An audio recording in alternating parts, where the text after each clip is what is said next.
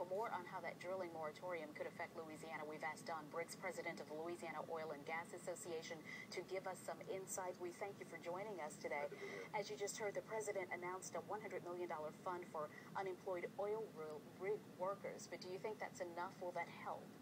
Well, I'm sure those that are going to be unemployed like that, and it makes them have some kind of comfort level, but that's not what they need. They need their jobs. I mean, we're talking, we easily could see this go to anywhere from 15 to 20,000 jobs. And so $100 million, and say we're going to pay that, doesn't really take care of all the long-term effects of this moratorium. And because once these rigs, Sylvia, they start moving, and they're going to go to Angola, to Brazil, to other parts of the world, they don't just pick up and come home again just because things might be better. They were just now moving back to the United States just in the past few years because geopolitics around the world had got so unstable, so they were moving back here to find where they thought they were safe, they're really not safe. The president has ordered a 6-month drilling moratorium. That's too much, too long, not at all. What are your thoughts about that? What's the long-term effect of that? The long-term effect is it's going to cost probably 20,000 plus jobs. The rigs will leave.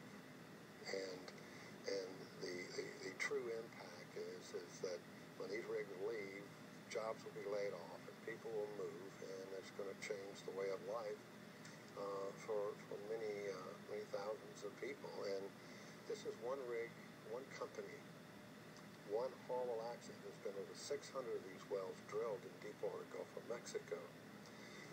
BP, under their own testimony, have made a lot of big mistakes in this. It should have never happened. This is not the norm for Louisiana's offshore industry.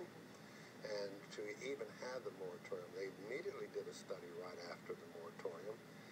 They came out on May the 27th, and there were some corrections and things they felt that ought to be applied to the industry, and we don't have a problem with that.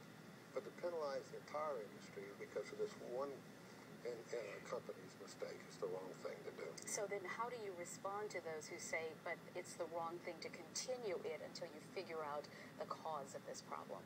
Well, the cause was very bad mistakes. They were decisions that were made that aren't known to the industry.